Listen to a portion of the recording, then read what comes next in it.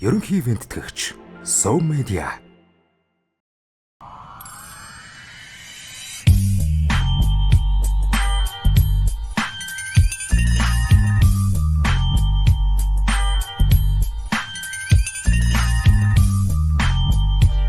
За юу яцхан манайхаа Аригун базааны маань цоо шинхэн дугаар эхлэхэд бэлэн боллоо. Манай нэвтрүүлгийн ерөнхий ивенттгчээр Sow Media платформ хамтран ажиллаж байна. Та бүхэн Sow Media аппликейшнийг гар утсандаа суулгаад Монгол гадаадын бүх төрлийн киног хүлээн авч үзэх боломжтой. За тэгээ та бүхэн subscribe дараарай. Ойрын үед бас нэг 50,000 subscribe хүрчий гэсэн тийм зорилго тавьсан байгаа шүү. Манай үзэгчдийн ердөө 20% нь одоо subscribe дарж үздэг юм байна лээ. What?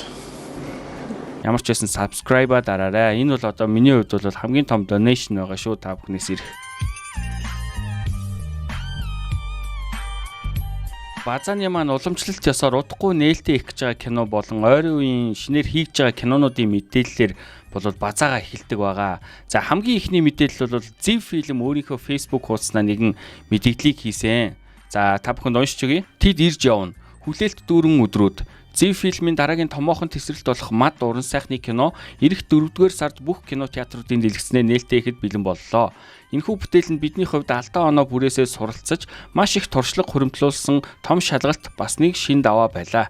Ингээд киноны маань дүр төрхийг тодорхойлох хүчирхэг кастингийг танилцуулж байна. Вау, хүчирхэг кастинг гэж шүү. Та бүхэн энэхүү кастинг болон Ziv Film-ийн өнгө төрхийг хараад Мад уран сайхны киног ямар жанрын кино гэж таамаглаж байна вэ гинэ. Кастингийнхаа зургийг бол ерөнхийдөө тийс хийсэн байгаа. За тэгээ тэдний хэлсэн хүчирхэг кастингийг хэдүүлээ хамтдаа харцгаая. За мэдээж Ziv Film-ийн төвшөө байна. За мөн одоо Маскийн Ганзаа ах байна. Жүжигчин загвар өмсөгч Амгалан Баатар билүү те. Амгалан Баатар байна. Батнаа байна. Эрхэм Мэлж продакшны захирал Лавг Сүрэн ах маань байна. За саяхан манай подкастаар орсон Батминд ах байна. Бусдыг нь бол яг нэрийг нь бол шууд хэлж мэдэхгүй байна. За ямар ч байсан хамгийн ихний залуу саяхан Алдуул уран сайхны киноны гол дүр тоглосон залуу байна. За тэгээ үнэхээр хүчирхэг кастингийн хувьд бол үнэхээр хүчирхэг кастинг байна. Бас гадаадын нэг 2 жүжигчин ч харагдчих шиг байна тийм ээ. За тэгээ тун утгагүй постэр болон тизер трейлерээр нь хэдүүлээ бас эргээд уулзах байхаа. Тэгээ тэр үед нь илүү тодорхой мэдээлэл өгье.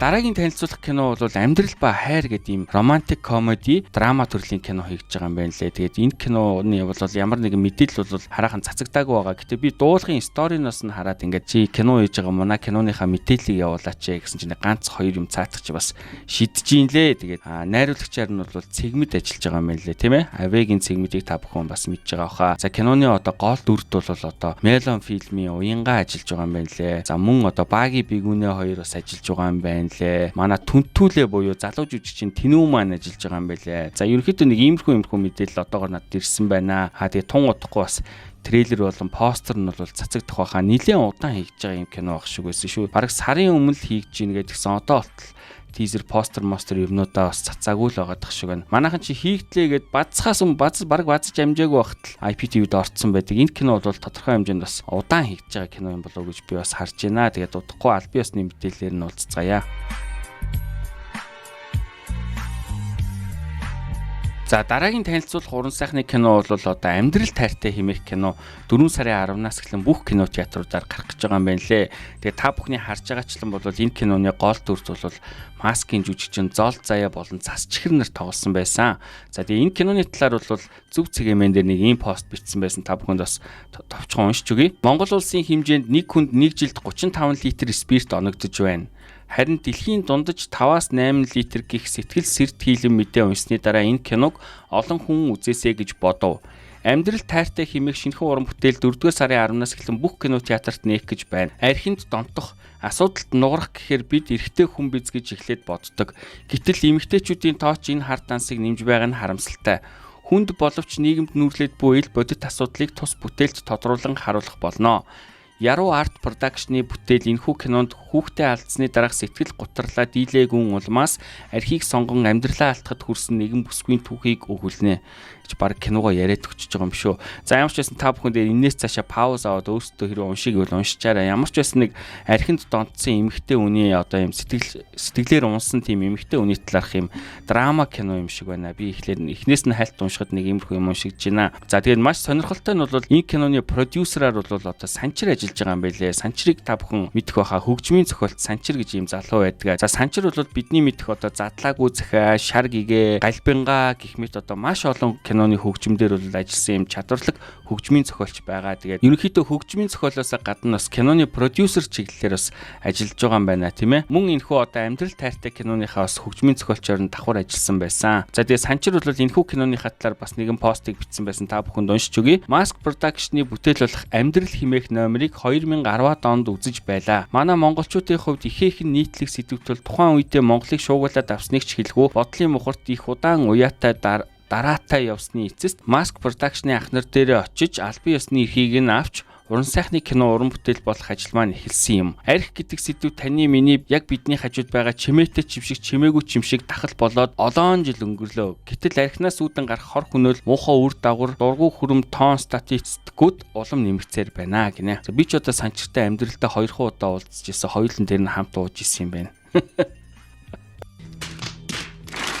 За ямар ч гэсэн тэгээд ийм гоё кино гарч байгаа юм байна. Маскын хошин шогоос сэтүүлсэн юм уран сайхны кино юм байна. Тэгээд тун утахгүй бас 4 сарын 10-нд нээлттэй их гэж байгаа юм байна. Ямар ч байсан очиж үзнэ. Тэгээд үзээд бас ревю бичнэ.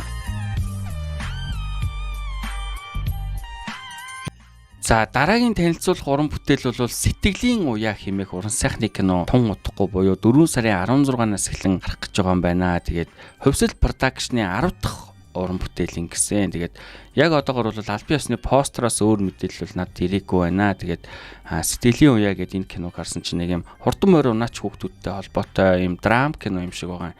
Харахад бол тэгээ Монгол ахуйтай юм гоё Монгол драм гарах гэж байгаа юм шиг байлээ. Тэгээд гол дүрд бол одоо Батна байна. За мөн одоо Хувьсэл Production-ы Урнаа агч байна. За жүжигчин, бүжигчин Бямба байна. Драмын театрын жүжигчин Шинэ байна. Кастинг бол үнэхээр гоё өнөө. Тэгээд энэ кино 4 сарын 16-наас эхэлж нээлттэй их юм байлээ шүү. Манайхаа тэгээд трейлер нь тун удахгүй бас гарах байх. За тэгээд Хувьсэл Production-ы 10 дахь уран бүтээл гэдгээс гадна бол Mobicom-ын 30 жилийн лого ус энэ дээр харагдаж байна тийм ээ. Mobicom-ын 30 жилийн ойд зориулсан кино ч юм уу. Тэр мэрийг нь бол гэтээ сайн мэдэхгүй шүү. Ямар ч байсан 4 сарын 16-наас бол одоо бүх кино театруудын дэлгэцнээ гарах юм байна. Дараагийн танилцуулах мэдээ бол жүжигтэй холбоотой мэдээ байна. Өмнөх базаагаараа би нэг юм постэр тавьсан шүү дээ. Энэ фантастикийн театрын одноо юм шиг байна гэдэг нэг кино юм уу, жүжиг юм уу гэдэг маш тийм тодорхой бус постэр байсан. Энэ бол намайг дагуулад яваач гэдэг юм драмын жүжиг юм байна лээ. Тэгээд театрын одноо өөрөө энэ хөв жүжигээ бол продюсерлж байгаа юм байлээ. За найруулагчаар нь бол гадны одоо найруулагч буюу одоо Екатерина Шихова гэдэг юм найруулагч энэ хөв жүжигийг бол найруулж байгаа юм байна лээ. Тэгээд Александр Володины 5 үдэш зохиолоос сэтгүүлсэн ийм уран бүтээл тун утахгүй мэдлэг гэж байгаа юм байлээ шүү манайхаа. Тэгээд энэхүү жүжигийн одоо кастингд бол маш олон хүмүүс байсан. За жишээлбэл одоо театрын одноо, Бархүү, жүжигчин Алдар, Гангбэм, Баяна гэх мэт одоо маш олон чадварлаг уран бүтээлчд энэхүү жүжигийг бол тавьж байгаа юм байна лээ. За тэгээ миний хувьд бол гэр бүлийнхээ хүнтэй хамт юм жүжиг үзэх айгүй дуртай байгаа. Тэгээд энэхүү намайг дагуулад яваач хэмээх драмын жүжиг бол заавал үзнэ. 4 сарын 12-наас эхлэн соёлын төв өргөний тайзнаа тоглох юм байна лээ шүү.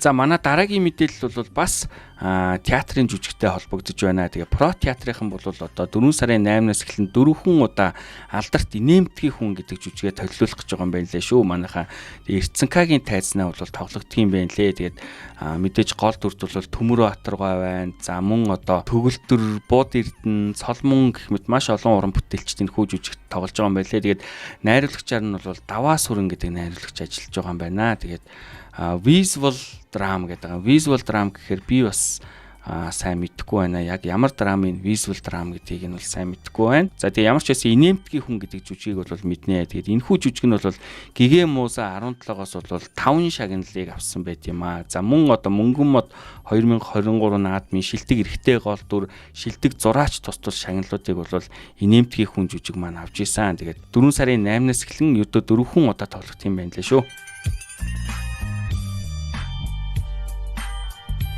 За тэгээд ойрын үед нээлттэй их гэж байгаа кино болон театрын жүжигүүд одоо хийгдэж байгаа кинонуудын талаарх бол нэг иймэрхүү мэдээллүүд байна. Тэгээд одоо хэдүүлээ кино урлагийг тойрсон одоо базаа мэдээллүүд рүүгээ орцгоё. За тэгээ хамгийн ихний мэдээлэл бол жүжигчин Болдбаатар ахтай холбогдож байна. Яасан бэ гэхээр Болдбаатар ахын бол 2 бөөрийн архаг дутагдал болоод 5 дугаар үе шатандаа орсон гэсэн юм муу мэдээ ирсэн. Тэгээд хошин урлагийнхан бол 4 сарын 1-нд нэгдэж Болдбаатар ахт хандивын тоглолт хийж өгсөн байгаа. За бид юу хийж чадах вэ гэхээр 2012 онд гарч исэн Найз хэмээх уран сайхны кино байдсан шүү дээ. Эсчүү ах, Бат түшиг ах, Хосоо ах эднэрийн тоглож исэн тий. Энэхүү киног бол Болдбаатар ах найруулсан байт юм тухайн үедээ. Тэгээд энэ кино бол саяхан бас бүх IPTV OTT-нүүдэд орсон юм байна. За тэгээд та бүхэн энэхүү киног бол үзээгүй бол заавал үзээрэй. Үзсэн бол бас сэргээгээд үзээрэй.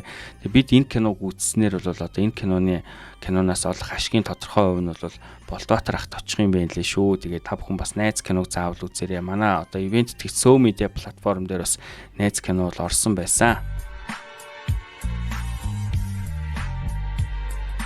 За дараагийн мэдээ бол соёл урлагийн газраас Мөнгөн мод 2025 хэмээх шагнал гартуулах ёслолын үйл ажиллагааг зохион байгуулсан байгаа. Тэгээд энэхүү ёслолын үйл ажиллагаа дээр бол маш олон кино уран бүтээлч, шилдэг кино, шилдэг хөгжмийн зохиол гэх мэт маш олон уран бүтээлчдийг бол шагнасан байгаа. За тэгсэн юу болсон бэ гэхээр төд удалгүй кино уран бүтээлчд, хошин урлагийнхан, зохиолч, дуучид гэх мэт уран бүтээлчд бол энэхүү наадманд бол эсэргүүцлээ илэрхийлсэн байгаа. За яг юунаас үүдэлтэй эсэргүүцлээ илэрхийлсэн бэ гэхээр энэхүү наадмын шагнал нь нүдэ олоогүй гэдэг ийм комплейнийг үүсгэсэн байгаа. За жишээлх юм бол нам дагсан хүнд энэхүү шагнал очтгол гин бүлэг парагц таньдаг хүндээ энэхүү шагналыг өгдөг гин жинхэнэ сайн уран бүтээлчдэд хизээч очдоггүй гэх мэтээр уран бүтээлчд бол эсэргүүцлээ бол илэрхийлсэн байгаа. За тэгээ та бүхэнд бол энэхүү Мөнгөн мод 2025 наадмын араас бол нэлээд бухимдалтай байсан хүмүүсийн постыг бас хүргье. Тэгээ ямар ч байсан уран бүтээлчтэй холбоотой тэрхүү хил ам гэдэг ч юм уу те эсэргүүцэл гарсантай холбоотой бол Мөнгөн мод 2025 наадмын аль биесны шүүгч Чойдог Жамс хэмээх энэхүү залуу бол өөрийнхөө Facebook хуудаснаа нэгэн мэдээлэл хийсэн байсан. Олон хүн асуугаад буй учир бичиж Мөнгөн мод наадмыг 2 дахь жилдээ шүүлээ. Үнэхээр дахиж шүүмээргүй санагдаж байгаа. Шилдгийг шударгаар тодруулж өгдөг болохоос сонгуулийн сурталчилгаа шиг нялуун тарааж болохгүй. За ерөнхийдөө Мөнгөн модын шүүгч нь өөрөө бас энэхүү постыг бичсэн байгаа. Тэгэхээр бас олон шүүгчтэй байна гэсэн үг л дээ тийм ээ. Тэгээд ганц хүний санал нь бол нэг нөгөө хэдтэй бол дарагдаад энэхүү шүүлт бол шудраг болсон гэдгийг энэхүү Чойдог Жамс гэдэг залуу өөрөө бол хэлсэн байна. За тэгээд энэхүү постыг бол уран бүтээлчд шеэрлээд өөрсдийнхөө үзэл бодлыг хэлж гисэн байгаа. Нэлээд олон уран бүтээлчд үүн дээр бол сэтгэлээ илэрхийлсэн байсан. За тухайлх юм бол драмын театрын жүжигчин Отгон Цэцэг Чухам үнэн наадам зохион байгуулах нэрийдлэр өөрийн парагц сүлжээний хитэн хүмүүстэй шагналыг хувааж өгдөг энэ залхай булаа үйлдэл ганц Мөнгөн мод биш Монголд болдог маш олон фестивал наадмуудад өн гижлэр болдог. Булаагаа дэлгэн наадам зохион байгуулах хэрэг байдаг юм уу? Мөнгө завших бас нэг арга л байх та хөөрхис. За тэгээ жүжигчин Сүрэлт төрийн байгууллагатай эхийг нь эцээхгүй тарааж өгсөн харагдсан. Самсаараач гэхдээ үзэгч олны хайртай жүжигэлтэй хайр нь төсөв гинэ. За мэдээж Самсараа бол өнгөрсөн жилийн бас хамгийн шилдэг жүжигүүдийн бол нэг яалтчгүй мөн байсан. Гэхдээ Мөнгөн мод наадамд бол шагнал авч чадаагүй. Үүн дээр бол мэдээж мөрөөдлийн театрынхан бол нэлээд олон жүжигчд нь бол бухимдлаа илэрхийлж байсан. За X дүүцийн жүжигчин Одон Чимээгч шүүгч байна гэдэг бол хувийн харилцаа, танил тал, ашиг сонирхлоо хоош тавих, зөвхөн бүтээл, ур чадвар дээр төвлөрөх, ил тод ойлгомжтой үнэлгээ өгөх, өөрийн үг, шийдвэрийн хариуцлагыг үүрнэ гэсэн үг. Ийм далива тэмцээн ялангуяа урлагийн уралдаанд шүүгчээр ажиллаж буй хүн бүрээс ёс зүй, мэрэгжлийн өндөр хариуцлага шаардагдана. Иймд зоригтой өөрийн байр сууриа илэрхийлж буй залуу хүнд талархаж байна. Хөндлөнгөөс харах миний хувьд бас зарим нэг зүйл дээр яаж шүүхээрээ ингэж шүүдэг юм бол доо гэх бодол төрснийг нуухгүй гинэ. За ялалт ах хаа нэг үнэн мөннийг хилчигдэг зоригтой шудраг хүмүүс байгаад л баярлж явах юм да. Доор нь манай маскын ганзаа ах тийм шүү гинэ. За мөрөөдлийн театрын Алтан шигаа ах гоё хэлжээ. Дарганар нь хоорондоо яриад хуваагаад авчихдаг юм байх чинь лээ. Мэдсэн шүү. Цаашаа ярих уу яах уу гинэ. За манай Прүсний босс, гангструуд гэх мэт киноны найруулагчид Мөөгийн ах маань ингэж ütсэн байна. Шагнал чухал хүндээ чухал байх. Гэхдээ авч байгаа өгч байгаа шудраг байдлыг эрхэмлэж, бусдыгаа хүндлэх, хайрлах, ёс зүй, урлагийн хүн дууг нь маш чухал эмзэг зүйл баймаар. Тим димэндээ дээс эрчэндээ гэдэг нь л энэ юм болов. Урлаг спорт шудраг байх тусмаа илүү хөгжиж, их олон хүнд урам зориг болдог байх та. байхдаа шагнал гэдэг гинэ. За жүжигчин хөтлөгч Уянга мөнгөн мод 2026 болжээ. Аль жилийн өмнө энэ наадмыг хөтлсөний цалин гэж хэдхэн төгрөгөө авч чадлагүй байсаар дараачих нь болоод өнгөрч гунигтай шүү өрөвдмөр миний л муугийнх байхтай гинэ. За ерөнхийдөө мөнгөн мод наадмын өмнөх жилийн хөтлөлтийг бол Уянга хийсэн юм байна. За Уянгагийн хөтөлбөртэй үйл ажиллагаан дээр би бас маш олон удаа бас таарлаж ийсэн. Мөнгөн модынх бол Уянга цалингаа өгөөгүй байна шүү. Тэгэхээр энэ угаасаа бүр амар бүтэхгүй шагнал гардуулах ёслол гэдэг нь харагдаж байна тийм ээ. За Мөрөөдлийн театрын жүжигчин Эрхэн Баярах намын хідэн байгууллага хувааж авсан шүү дээ. Ха. Өө бишээ улсын гэх гээд гинэ. Заваарсан балиар юмаа одоо боль гэж байна. За мэдээж самсаараа жүжиг бол шалгараагүй бас ахвал тодорхой хэмжээнд бухимдсан байх гэж бодож байна. За нэг иймэрхүү юм болоод өнгөрсөн байт юм аа. Мөнгөн мод шагнал гардуулах ёслын араас. За дараагийн мэдээ бол Задлаагүй захиа кинотой холбогдож байна. Задлаагүй захиа кино бол Москвагийн олон улсын 48 дахь кино наадамд бол оролцохоор болсон юм байна лээ. Энэ сарын 16-наас 23-ны өдрүүдэд бол оролцохоор болсон юм байна лээ. За тэгээ энэ талаар бол Сөв медиа өөрийнхөө Facebook дээр албан ёсны мэдээллийг бичсэн байсан. Монгол улс Москвагийн олон улсын 48 дахь кино наадамд 4 сарын 16-наас 23-ны өдрүүдэд оролцохоор боллоо. Найруулагч Бат Дэлгэрийн Задлаагүй захиа кино үндсэн уралдаант хэсэгт шалгарч дэлхийн 12 шилдэг бүтээлтэй Алтан Георги шагналын төлөө өрсөлдөнө гинэ. Вау. Энэ жилийн наадамд 43 улс 200 орчим кино 1500 гаруй уран бүтээлчд өрсөлдөж байгаагаас манай кино ийхүү шилдэг шагналын төлөө өрсөлдөж байна гинэ. За ястаа үнэхээр гоё мэдээ байна. Тэгээ Задлаагүй захиаг та бүхэн үзэж амжаагүй байгаа бол Сөв медиа платформоос хүлээн авч үзээрэй. За базааныхаа сүүлийн сэдв рүү оръё. Контент бүтээгч Төвшин Түр өөрийнхөө Facebook хуудсан дээр нэг ийм мэдээлэл хийсэн байсан. Энэ яг юу вэ? HBO хятад сабтайтл нэмэлтээр ороод ирч гэж юу гэж ойлгох вэ гинэ. За сүүлийн үед бол Univision HBO-гоор кино үзэхэд бол заавал юм сабтайтлаа өөрөө идэвхжүүлдэг нэг жоохон тийм төвөгтэй болсон байсан та бүхэн бас харсан баха.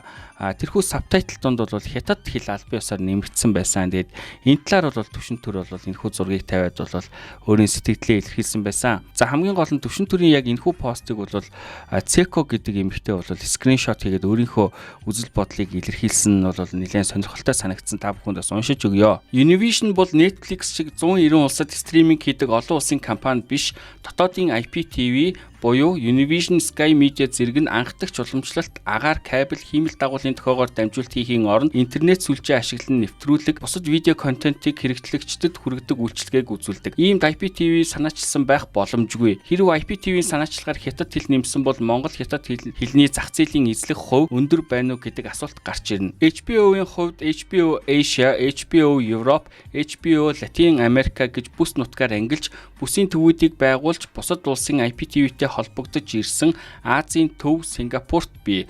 Үүнийг тайлбарласан шалтгаан нь Монгол Аз ТV-ийн улс тул HBO Азийн Сингапур дахь төвөөр дамжуулан кино, контент, дамжуулт хийх лицензийн гэрээ хийж ирсэн байх боломжтой бөгөөд HBO-ийн нэгэнт тогтсон зардал хэмнэх хэрэглэгч нэмэх бодлогоор ойролцоох бүс нутагт хэлний хос сонголтыг багцлсан байх боломжтой. Гэтэл Зүүн Азад Хятад, Япон, Монгол, Хойд Өмнөд Солонгос, Тайван бий. Зурагт харагдаж буй Чи гэх уламжлалт хятад хэлний товчлол бөгөөд Тайван, Хонконг, харин ЧС гэж хэлбэршүүлсэн хятад хэлийг илэрхийлэх ба хятад Сингапурт ашигладаг. Солонгост HBO-г Coupang Play гэдэг OTT дамжуулан үзэх боломжтой бөгөөд Солонгос, Англи хоёр хэлний л сонголт бий. Монгол хэл нь Алтай язгуурын хэл бол хятад хэл нь Сино төвд язгуурын хэл. HBO-гийн зүгээс 2026 оны хүртэл Монголд зөвхөн Монгол, Англи хэлийг сонголтыг түгээж ирсэн.